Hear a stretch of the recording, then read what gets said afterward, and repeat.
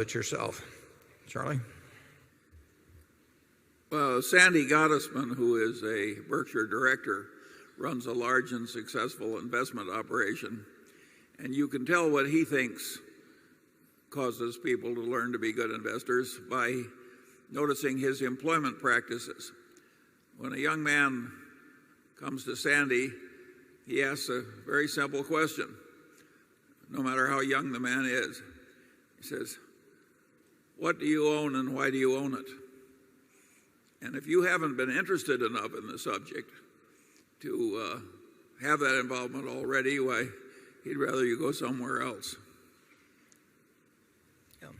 It's that whole idea that you own a business, is vital to the investment process. And if you were going to buy a farm, you'd say, I'm buying this 160-acre farm because I expect that the farm will produce 120 bushels an acre of corn or 45 bushels an acre of soybeans, and I can buy the fertilizer. You go through the whole process.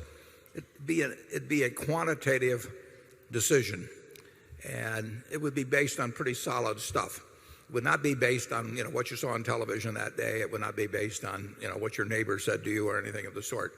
It's the same thing with stocks. I used to always recommend to my students that they take a yellow pad like this, and if they're buying 100 shares of General Motors at 30, and General Motors has whatever it has out, 600 million shares or a little less, that they say, I'm going to buy the General Motors company for $18 billion, and here's why.